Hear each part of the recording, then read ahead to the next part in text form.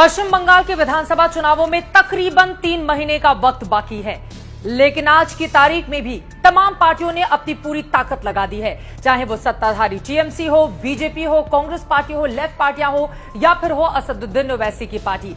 आपको बताते चले, पश्चिम बंगाल में मुस्लिम वोटरों को रिझाने के लिए, ममता बनर्जी को हटाने के लिए अब असदुद्दीन ओवैसी ने एक बड़ा प्लान तैयार किया है और इसी के तहत बिहार विधानसभा चुनावों में जो उनके चुने हुए 5 विधायक हैं, उनको उन्होंने ऑब्जर्वर के तौर पर पश्चिम बंगाल में नियुक्त कर दिया है।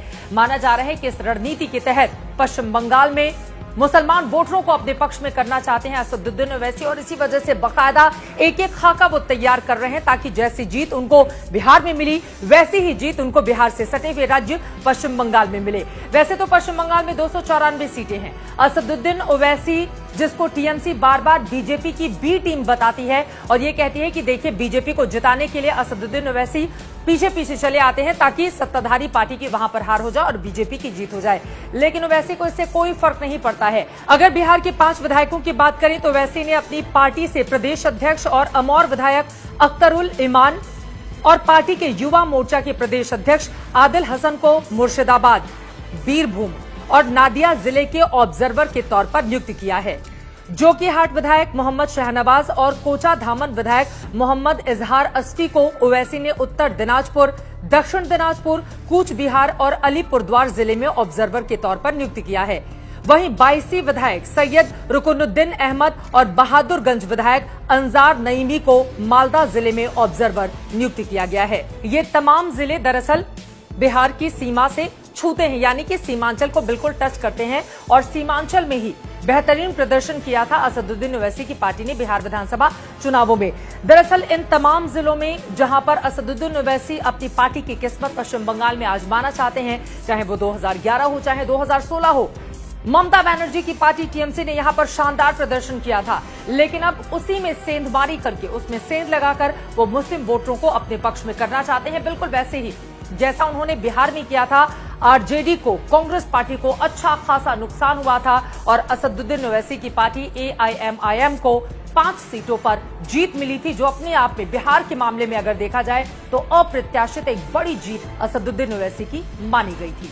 बंगाल के जिन जिलों में बिहार के विधायकों को ऑब्जर्वर बनाया गया है, वहां 2011 जनगणना के हिसाब से मुस्लिम आबादी के बारे में जानिए।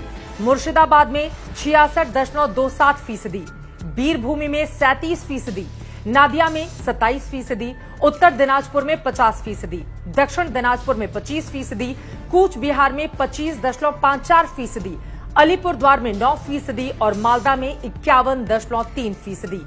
ये बड़ी तादाद है मुस्लिम वोटरों की और यकीनन अगर सेंधमारी करने में कामयाब हो जाते हैं असदुद्दीन ओवैसी तो बड़ी जीत उनकी हो सकती है, जैसा कि बिहार विधानसभा चुनावों के दौरान हम सब ने देखा था। ये तो हमने बात कर ली बिहार के वो 5 विधायक जिनको ऑब्जर्वर के तौर पर नियुक्त किया गया है पश्चिम बंगाल में, खासतौर से सीमांचल से जुड़े हुए इलाकों में।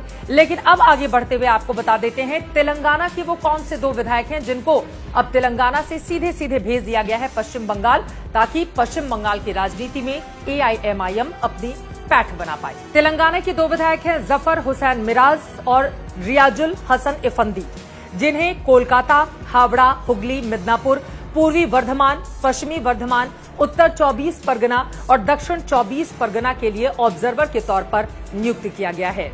तो ये अपने विधायकों के जरिए असदुद्दीन ओवैसी का अच्छा खासा प्लान पश्चिम बंगाल को जीतने के लिए, लेकिन ये उनके लिए इतना आसान नहीं होगा क्योंकि पश्चिम बंगाल की मुख्यमंत्री ममता बनर्जी के लिए भी मुस्लिम वोटरों को लुभाने के तमाम वायदे किए गए हैं और उसके तहत बहुत सारी सुविधाएं भी दी जाती हैं। ऐसे में असदुद्दीन ओवैसी की पार्टी पश्चिम बंगाल में तकरीबन 30% मुस्लिम आबादी को क्या अपने पक्ष में कर पाएगी? ममता बनर्जी के वोटरों में क्या सेंधमारी कर पाएगी? सेंध लगाकर अपने पक्ष में क्या वोट जुटा पाएंगे असदुद्दीन ओवैसी? बिल्कुल वैसे ही जैसा कि उन्होंने बिहार में कमाल का प्रदर्शन किया था। इस पर लगातार बनी हुई है आज तक की नजर।